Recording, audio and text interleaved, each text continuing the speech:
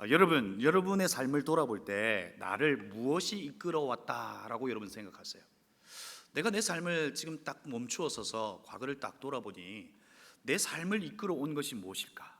그리고 지금의 나를 결정한 것은 무엇이었을까? 여러분 한번 생각해 보시겠습니까? 어떤 이들은 자신의 삶을 부모님의 바람을 따라서 살아오신 분들도 있을 겁니다. 또 어떤 분들은 인생의 목표를 정하고 그 목표를 바라보면서 끊임없이 도전하고 살아오신 분들도 있을 겁니다. 또 어떤 이들은 철저한 계획 가운데 한치의 오차도 없이 한 걸음 한 걸음 그 계획을 따라 살아오신 분들도 계실 겁니다. 또 어떤 이들은 특별한 목표나 의지 없이 살아가다 보니 지금까지 여기에 오게 됐다라고 고백하시는 분들도 계실 겁니다. 요즘 우스갯소리로 그런 이야기를 하더라고요. 우리의 삶을 이끌어갈 때 세 여자의 이야기를 잘 들어야 된다. 첫 번째가 누구죠? 아내, 엄마 아니에요. 아내입니다. 아내. 두 번째는요, 내비게이션. 그렇죠? 제가 어릴 적 만났던 저희 아버지는 항상 길을 가다가 길을 놓치십니다. 그럴 때 어머니는 이렇게 이야기하시죠. 여보, 좀 물어봐요. 괜찮다 하면서 끝까지 갔어요. 해가 지고, 뒤에 타고 있던 많은 사람들은 고통 가운데 있으면서도 자기는 꼭 내가 가는 곳이 길이 된다라고 생각하시면서 듣지도 않고 그렇게 가시더라고요. 내비게이션.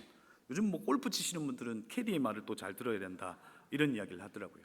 우리는 누군가의 도전이든 말이든 어떤 것을 통해서 우리는 이끌음을 받고 지금 여기까지 왔고 나를 결정했다, 이렇게 말할 수 있죠. 그런데 여러분, 하나님을 만난 우리의 삶 가운데 돌아본 이 시간 속을 돌아볼 때 우리가 할 수 있는 유일한 고백은 이 모든 것이 하나님의 은혜였노라라고 하는 것을 고백하게 됩니다. 각기 다른 방식으로 살아왔지만 주님을 만난 그 감격 가운데 인생을 돌아보면 하나님의 은혜였다는 것을 알게 되죠. 하나님께서 돌보셨고 함께 하셨고 하나님께서 이끄셨고 우리의 모든 삶을 보살피시고 보호하셨다는 것을 알게 되기에 우리의 모든 것이 하나님의 은혜였노라라고 고백합니다. 그런데 여러분, 오늘 우리가 보고 있는 이 말씀을 통해서 우리의 삶을 무엇이 이끌어 가야 하는가라고 하는 이 질문 앞에서 사도 바울이 로마서를 통해서 무엇이 우리를 주장하고 무엇이 우리를 이끌어 가야 하는가에 대한 것을 살펴보려고 합니다. 여러분, 큐티하고 계시죠? 하나님 나라 큐티를 통해서 로마서를 묵상합니다. 저는 이제 로마서를 묵상하면서 여러분들에게 좀 도전하는 것이 있는데, 로마서는 이렇게 큐티는 본문 자체가 이렇게 끊어져 있습니다. 끊어져 있는 본문을 묵상하시는 것도 좋지만 하루에 한 장 혹은 세 장 정도씩을 그 분량을 따라서 로마서가 끝날 때까지 계속해서 한번 반복해서 읽어보시면 어떨까 하는 겁니다. 그러면 그 로마서가 주는 유익이 얼마나 큰지 확인하실 수 있습니다. 여러분, 로마서를 통해서 주는 유익이 뭡니까? 복음이 무엇인지를 알게 되었습니다. 그리고 우리의 삶에 던져졌던 수많은 실존적인 어떤 질문 앞에서 사도 바울은 명확하게 우리에게 답을 제공해 주게 됩니다. 그래서 이 로마서를 읽고 또 읽을 때마다 내 마음에 확신이 생기게 되는 거죠. 오늘은 이 로마서를 통해서 말하고 있는 이 사도 바울이 우리의 삶이 무엇으로 이끌림을 받아야 하는가라고 하는 것을 한번 살펴보려고 해요. 그런데 여러분, 오늘 말씀을 살펴보기 전에 먼저 확인해야 할 것이 있습니다. 사도 바울이 로마서를 통해서 우리에게 알려준 것 가운데 우리에게 무엇을 첫 번째로 알려주었는가 하는 거예요. 여러분, 로마서를 읽으면서 사도 바울이 우리에게 첫 번째로 알려준 게 뭘까요? 우리가 죄인이라고 하는 사실을 알게 해주었습니다. 그렇지 않습니까? 자, 여러분들은 죄인이십니다. 기분 나쁘세요? 옆에 분들과 한번 인사 나누실까요? 당신은 죄인입니다. 여러분, 예수님은 죄인인 우리를 향하여 독사의 새끼라고 이야기했어요. 옆에 분들과 아닙니다. 로마서를 통해서 내가 죄인이라고 하는 사실을 알게 됐죠. 여러분, 팀 켈러는 복음이라고 하는 부분을 이렇게 설명하죠. 나는 내가 감히 생각했던 것보다 훨씬 더 죄인이고 허물 많은 존재라는 것을 깨닫게 했다라는 겁니다. 로마서를 읽어가면서 내가 생각했던 것보다 더 큰 죄인이라고 하는 사실을 알게 되었고, 또 로마서를 읽어가다 보면 또한 깨닫는 것이 무엇입니까? 그리스도의 사랑을 경험했다는 거예요.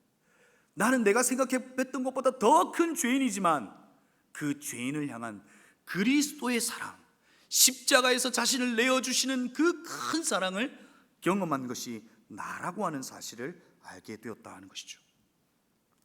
여러분, 저와 여러분은 어떤 상태였습니까? 하나님께서 우리를 만드셨어요. 우리의 있음을 결정하셨어요.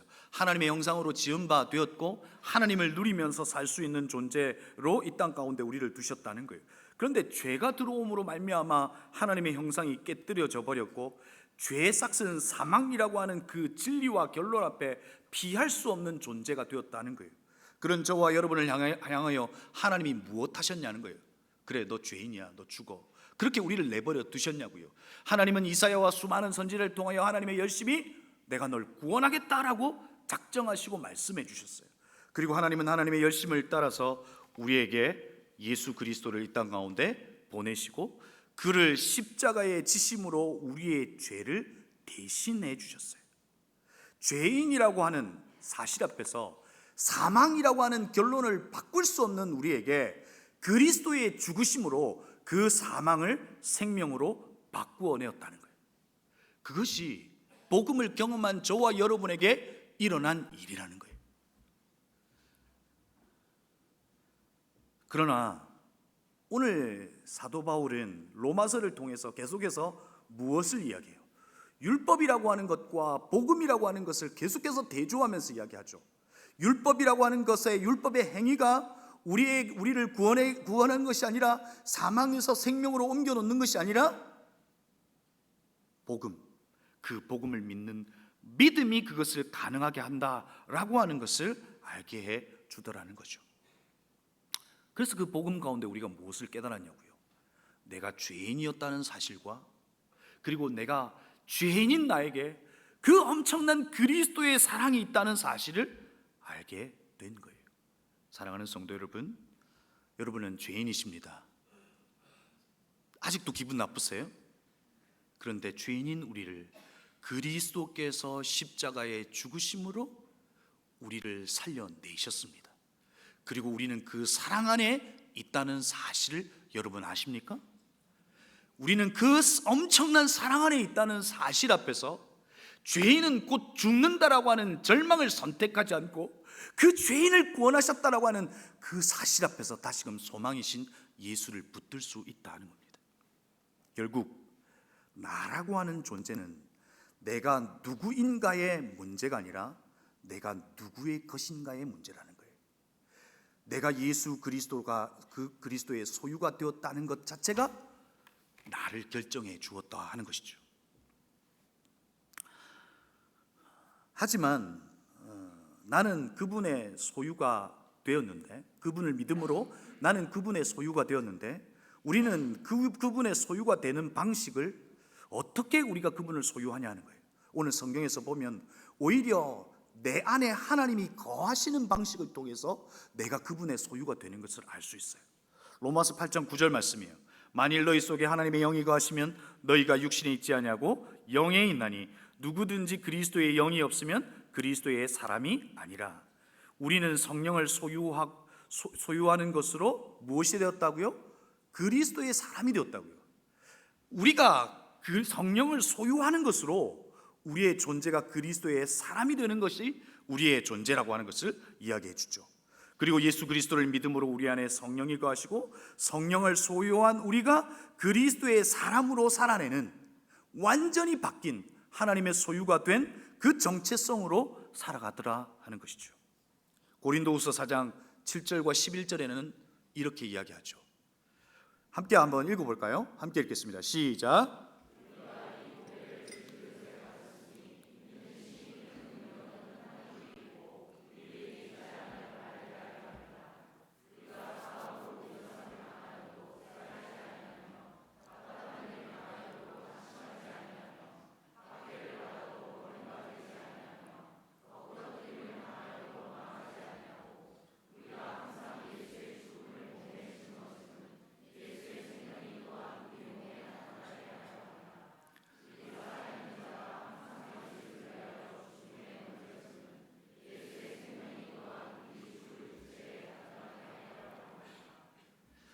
여러분, 오늘 우리가 그리스도의 소유가 되었다라고 하는 것은 그분께서 우리를 어떻게 사셨다 이런 의미에서가 아니라, 성경은 성령이 우리 안에 거하시는 것으로, 그리고 질그릇과 같이 깨어지기 쉽고 보잘것없는 우리에게 보배이신 예수께서 우리 안에 계심으로 우리가 그분의 소유가 되었다라고 이야기하는 것이죠.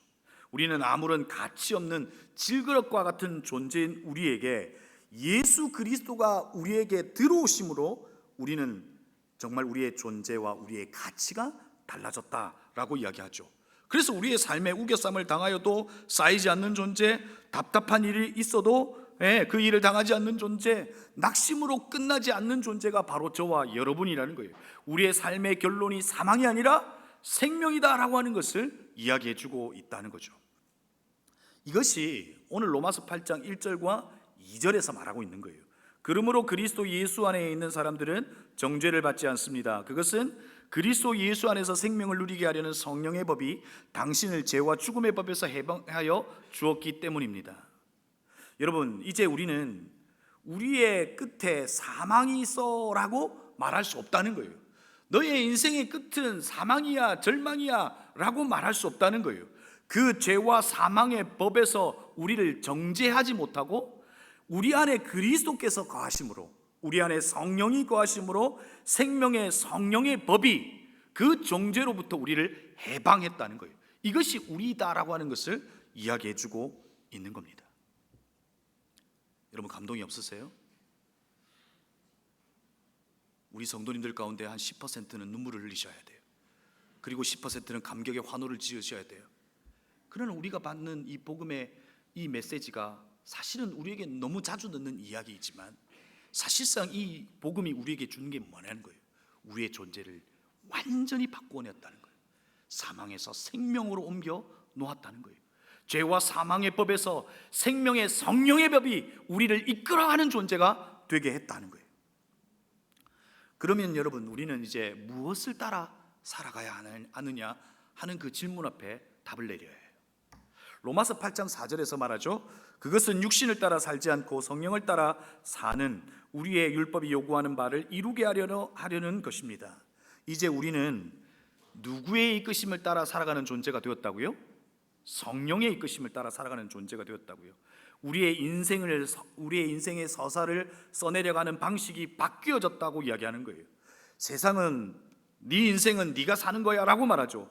네가 하고 싶은 대로 살아 라고 이야기하지만, 세상이 말해주는 마치 진리와 같은 그 이야기와 속삭임은 아니라는 거예요. 네가 하고 싶은 대로, 네가 원하는 대로 살아가는 것이 아니라는 거예요. 그렇게 살아가는 삶도 이야기는 될 수 있어요. 서사는 될 수 있어요. 그러나 그 안에 역사하시는 하나님은 없을 수 있다는 거예요. 바울은 그것을 육신을 따르는 육신의 일과 영을 따르는 영의 일로 오늘 구분해서 설명을 해줘요. 육신을 따르는 육의 일과 육신의 일과 영을 따르는 영의 일로 설명해 주더라는 거예요. 무슨 말이냐면, 여러분, 이것은 성경의 한 성경을 보면 이해하기가 쉬워요. 여러분, 사사기를 보면 알 수 있습니다. 사사기 전체가 함축하고 있는 내용이 뭡니까? 사사기 21장 바로 21절의 말씀입니다. 그때에 이스라엘이 왕이 없으므로 사람이 각기 자기의 무엇으로 소견에 오른 대로 행하였더라. 여러분, 사사시대를 보냈던 이들은 자기의 소견에 오른 대로 살았지만 그 인생의 삶의 결론은 무엇이었어요? 네가 하고 싶은 대로 살아, 네가 원하는 것을 해, 그것을 하고 살았다니까요. 그런데 그 인생의 결론은 패망이었고, 우리는 그들의 서사가 실패한 이야기로 우리는 보고 있죠. 하지만 자기의 소견이 아니라 하나님의 말씀, 성령의 인도를 받고 살아가는 삶에는 어떤 것이 있을까요? 동일하게 사사기에 있었던 이야기처럼 우리에게도 이야기가 있을 수 있다는 거예요. 하지만 그 이야기 속에는 무엇이 담겨져 있냐는 거예요. 로마서 8장 4절을 다시 한번 볼까요? 육신을 따르지 않고 그 영을 따라 행하는 우리에게 율법의 요구가 이루어지게 하려 함이라. 성경에서 말하는 율법의 요구가 성도와 우리 안에서 이루어지는 것을 본다는 거예요. 무슨 말인지 아시겠어요? 자기의 소견에 옳은 대로 살아갈 때 그 삶의 결론은 배망일지 몰라요. 그 인생의 결론은 이 세상이 말할 때 성공적인 이야기가 일 수는 있지만 그 안에 율법이 말하고 있는, 성경이 말하고 있는 하나님의 역사는 그 안에 없더라는 거예요. 6절에서도 말하죠. 육신의 생각은 사망이요 영의 생각은 생명과 평안이니라. 하나님의 영, 성령의 이끄심을 따라 살아가는 삶의 서사 속에는 무엇이 있다는 거예요? 예수의 생명이 있고 평화의 왕이신 그리스도의 평화가 우리 가운데 있다는 거예요. 그럼 바꾸어 말해볼까요? 여러분 예수님을 믿으십니까? 다시요. 여러분 예수님을 믿으십니까? 내가 예수 그리스도를 믿는다는 증거는 내 안에 예수의 생명과 내가 가는 곳곳마다 그리스도의 평강이 있는가로 확인할 수 있다는 거예요. 있으세요? 이렇게 하니까 약간 좀 정죄하는 것 같은데 다시 바꿀게요. 있으시죠? 우리는 이것을 언제 확인할 수 있을까요? 우리 안에 역사하시는 하나님의 그 역사하심, 우리는 육신의 그 소욕을 따라서 움직이는 것이 아니라 영을 따르는 영의 일을 사도 바울은 구분하고 있는데, 우리에게 그것이 영의 일로 어떤 때에 우리가 그것을 확인할 수 있냐는 거예요. 바로 위기의 때예요. 뜻밖의 일을 만났을 때예요. 우리가 생각했던 삶의 예상과 전혀 다른 삶이 주어졌을 때 나는 어떤 선택을 하고 있냐, 그것을 보면 알 수 있다는 거예요. 로마서 8장 5절에 이렇게 말하죠. 육신을 따르는 자는 육신의 일을, 영을 따르는 자는 영의 일을 생각하나니 라고 되어 있어요. 우리는 무엇을 따라 생각하냐는 거예요. 왜냐하면 우리의 생각이 우리의 행위를 결정하기 때문에 그래요. 여러분은 육신을 따르는 자로 육신의 일을 생각하느냐, 아니면 영을 따르는 자로 영의 일을 생각하느냐를 한번 생각해 보자는 거예요. 여러분, 이 부분을 가장 이해하기 쉬운 본문이 저는 요나서라고 생각해요. 여러분, 요나가 하나님의 말씀을 받죠. 그러면서 여러분 어디로 갑니까? 어디로 가야 합니까? 니느웨로 가야 합니다. 그런데 다시스로 가죠. 그때 다시스로 가는 배 안에서 풍랑이 일어나죠. 한 사람이 요나에게 묻습니다. 이렇게 묻죠. 네 나라가 어디며 넌 어디며 어느 민족에 속하였느냐라고 묻습니다. 잘 보세요. 그때 요나가 이렇게 답하죠. 나는 히브리 사람이요 바다와 육지를 지으신 하늘의 하나님 여호와를 경외하는 자라. 한번 PPT 보여주실까요? 나는 히브리 사람이요 바다와 육지를 지으신 하늘의 하나님을 경외하는 자라라고 이야기하죠. 자, 여러분 이 본문을 보면 요나는 하나님을 경외하는 자로 생각하기 쉽습니다. 그런데 요나는 정말로 무슨 생각을 따라 오늘 이 선택을 했는지를 한번 볼 필요가 있어요. 오늘 요나의 대답 속에 요나의 움직임은, 요나의 그 선택은 하나님의 말씀이었을까요? 아니면 히브리인이라고 하는 그 민족적 정체성이 그 선택을 하게 했을까요? 여러분, 첫 번째예요, 두 번째예요? 두 번째예요. 하나님을 경외하는 자라고 전 스스로 고백하고 있지만 나는 히브리 사람이요 라고 이야기하는 거예요. 히브리 사람이라고 하는 자기 정체성이 자기의 행동을 선택한 거예요. 여러분 다시 묻습니다. 여러분 예수님을 믿으십니까? 그럼 여러분 그리스도인이에요. 그런데 우리의 선택이 히브리 사람과 같은 선택일 수도 있다는 거예요. 분명히 그리스도인이지만, 그래서 그리스도의 생각이, 성령의 생각이 내 삶의 첫 번째여야지만 아닐 수도 있다 하는 거예요. 오늘 요나는 하나님보다 자기가 히브리 민족이라고 하는 그 우월성 때문에 하나님의 말씀에 순종하지 않고 이방 나라 니느웨를 피해 다시스로 가고 있는 거예요. 요나는 나는 하나님을 경외하는 사람이다 라고 이야기하고 있지만 철저하게 육신의 생각을 따라 그의 삶을 선택하고 있는 것을 보게 되는 거예요. 여러분은 어떠하시냐는 거예요. 또 정죄하는 것 같아요. 여러분은 어떠하세요? 한번 생각해 보자는 거예요. 우리에게 벌어지는 수많은 일들이 있을 수 있어요. 하지만 그 일은 하나님이 우리 안에서 이루어지기 위한 어떤 일일 수 있어요. 이게 무슨 말이냐면 우리에게 별일이 일어날 수 있다고요. 뜻밖의 일이 있을 수 있다고요. 예상치 못한 일이 우리에게 불쑥 다가오잖아요. 여러분 다 경험해 보셨잖아요. 내 가까워 있는 이가 갑자기 세상을 떠나기도 하고요, 내가 질병에 걸리기도 해요. 내 삶에 정말 잘 살아왔던 그 이야기 속에 갑자기 내 삶이 확 멈춰지기도 한다고요. 그런데 그때 우리는 육신의 생각을 하고 있는가, 영의 생각을 하고 있는가 생각해 보자는 거예요. 우리에게 일어나는 뜻밖의 일은 하나님께서 우리 안에 이루시고자 하는 어떤 일일 수 있다는 거예요. 그런데 육신의 생각을 따르면 그 일은 어떻게 된다고요? 원문으로 말하면 나가리가 된다라고 말할 수 있어요. 육신의 일을 따르면 하나님께서 그 일을 통해서 그분과 내 사이에 연결되어 그분의 히스토리로 우리에게 허락해 주고 싶었지만, 육신의 생각으로 그것을 선택하고 따르면 그것은 어떤 일도 아무 일도 아닌 것이 될 수 있다는 거예요. 다시 말해, 여러분에게 일어나는 수많은 일들 속에 하나님께서 일하시고자 하는 그 일들이 있을 수 있다는 거예요. 그래서 우리는 우리에게 벌어지는 수많은 일들 앞에 멈추어서 우리의 육신의 생각과 육신의 소리를 닫고 내 안에 살아계신 성령께서 이 상황과 이 사건 앞에서 무엇라고 말씀하시는지를 귀 기울여야 된다는 거예요. 그럴 때 우리는 그 위기를 만날 때, 그리고 우리의 삶의 상황의 변화 속에서도 하나님의 말씀을 따라, 하나님의 인도하심을 따라, 하나님의 영의 생각을 따라 그것을 선택할 수 있고, 그 선택은 하나님의 히스토리, 하나님의 이야기가 될 수 있다는 거예요. 사랑하는 성도 여러분, 직장과 목장은 어때요? 직장과 목장 가운데도 관계의 어려움이 있을 수 있어요. 관계의 어려움의 요즘의 대세는 뭔지 아세요? 요즘 제가 청년들 보니까 청년들 MZ세대의 대세는 뭔지 아세요? 관계의 어려움이 생겼을 때 한번 맞춰보세요. 손절이에요. 관계의 어려움이 생기면 손절해버려요. 관계를 끊어버린다고요. 그런데 여러분, 하나님은 그 관계에 끊어지면 하나님의 역사를 볼 수 없을지도 모른다는 거예요. 우리에게 벌어지는 삶의 어려운 문제와 관계의 어려움의 문제를 통해서도 하나님은 하실 일이 있을 수 있다는 거예요.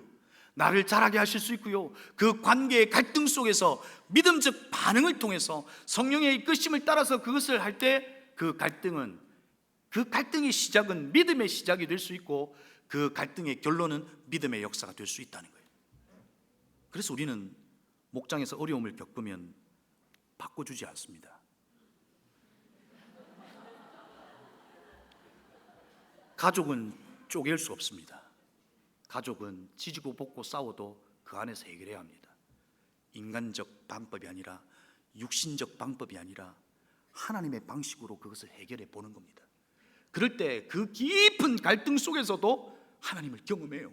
그 깊은 갈등 속에서도 나를 알게 되고 나를 자라게 하시는 하나님을 만날 수 있다는 거예요. 육신의 생각은 손절이 가장 빠르고 탁월한 방식일지 모르지만 하나님의 생각은 아닐 수 있다는 거예요. 저에게 많은 분들이 눈빛으로 물어보고 계세요. 그럼 목사님, 영의 생각은 어디에 있고 어떻게 할 수 있을까요? 교회에 나와서 주님 말씀하여 주시옵소서 이렇게 말하면 하나님께서 내가 너에게 말한다, 용인 상하동 165번지 옆에 땅을 사라, 이렇게 말씀하시나요? 그러면 도대체 하나님의 그 영의 생각은 어떻게 할 수 있냐고요? 로마서 8장 26절에서 28절 말씀을 우리가 주목하여 볼 필요가 있습니다. 한번 같이 한 목소리로 읽어봤으면 좋겠습니다. 함께 읽겠습니다. 시작.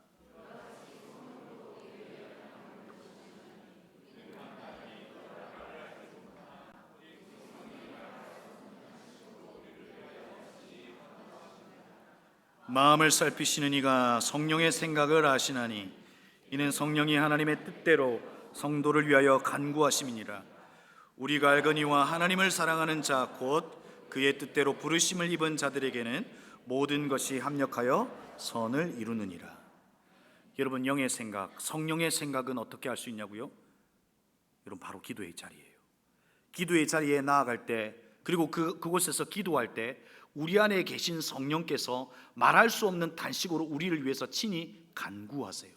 우리는 기도의 자리를 내가 선택하여 갔지만 내가 기도를 시작할 때 내 안에 계신 성령께서 우리를 도와 기도케 하심으로 그 기도 속에서 성령의 생각과 그분께서 우리를 위하여 간구하시는 그분의 마음과 이 모든 것을 알게 되더라는 거예요.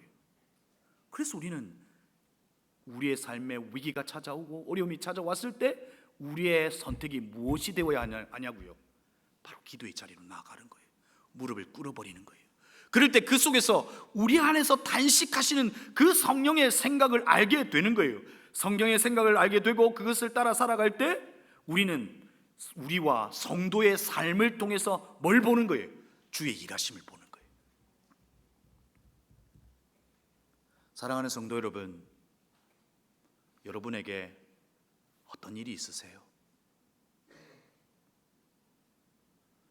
전 알아요. 여러분의 인생에 수많은 일들이 있다는 거예요. 지금 이렇게 아름다운 모습으로 꽤 나이스한 모습으로 다 앉아 계시지만 여러분의 내면에, 여러분의 가정에, 여러분의 수많은 관계 속에 수없는 일들이 있다는 거 알아요. 자식 때문에 날마다 눈물을 흘리고 있다는 거 알아요. 그런데 그 상황 가운데 어떻게 해야 하냐고요? 주님은 무릎을 꿇으래요. 기도의 자리로 나아가래요.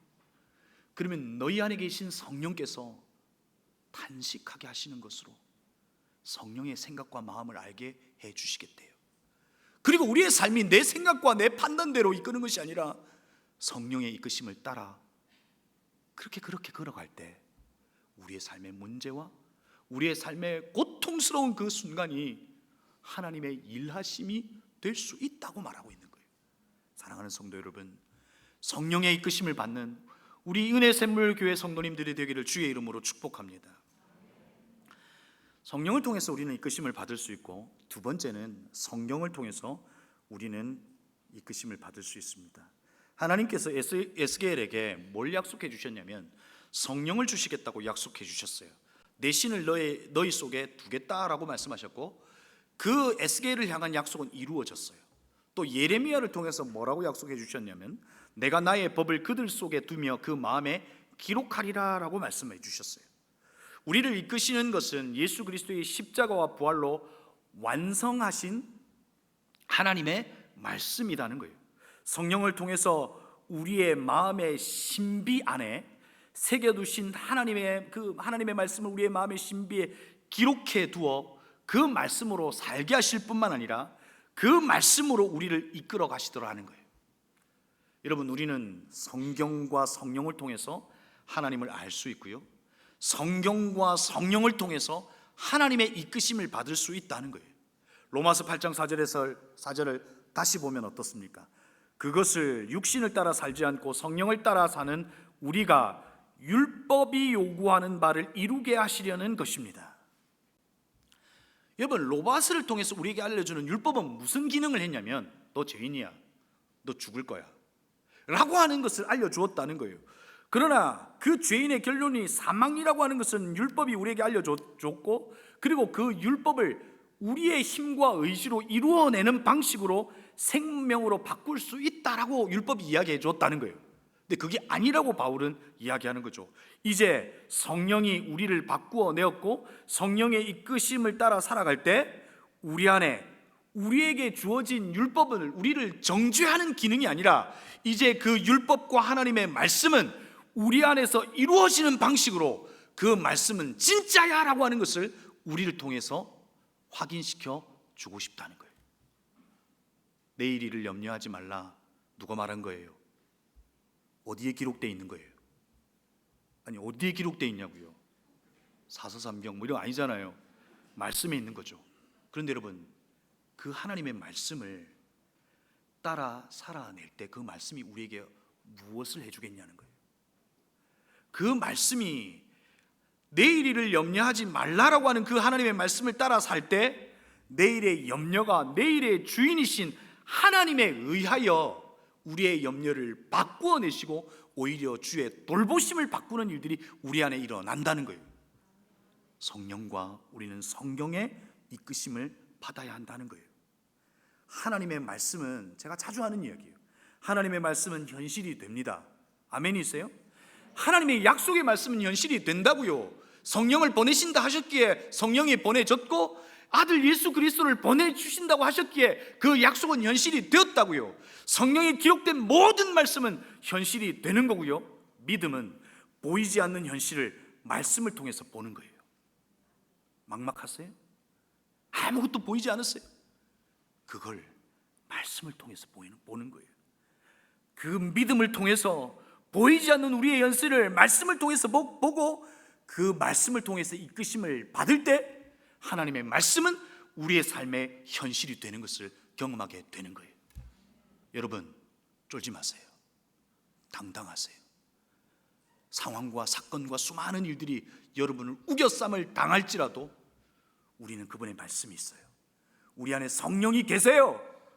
그분의 이끄심을 따라 살 때 우리의 삶의 수많은 일들은 주의 일하심으로, 주의 역사로 경험하게 될 거라는 거예요.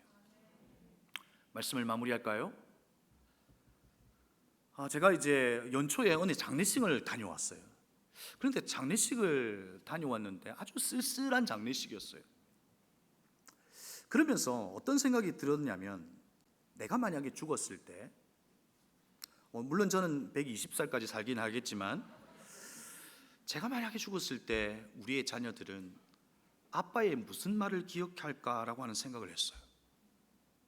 그런데 제가 특별히 이렇게 해준 말이 없다는 생각을 했어요. 아들아, 딸아, 아빠가 너에게 해준 말이 무엇이 있을까 물어보면 잘 모르겠는데요? 이렇게 말할 것 같다는 생각이 들었어요.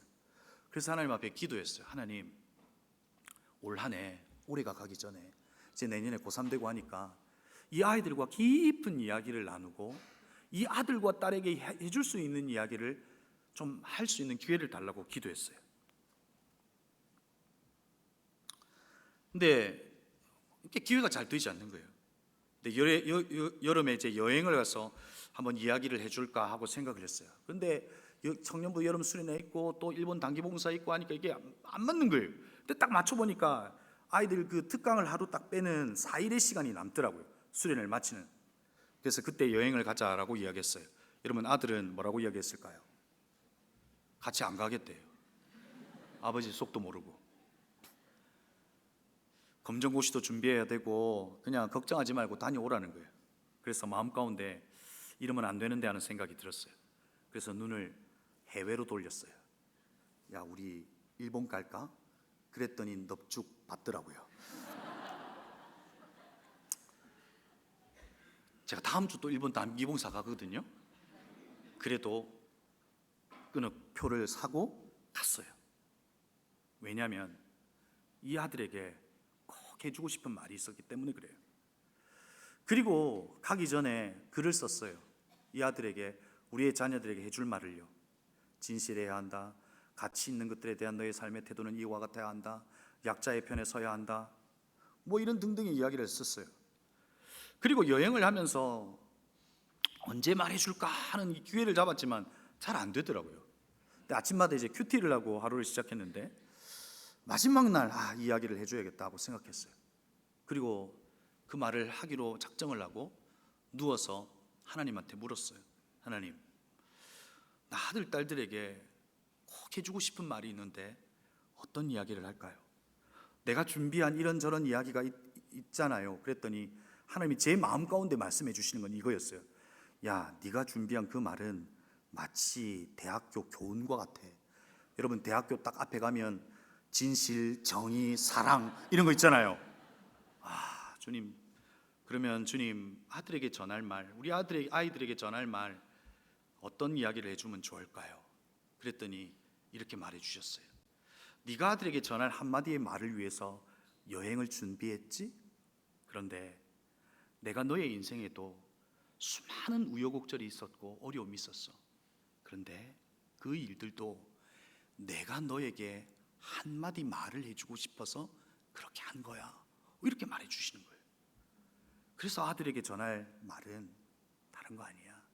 네 인생에 하나님의 인도하심을 따라 살아야 한다는 이야기를 해주라고 마음 가운데 감동을 주시더라고요.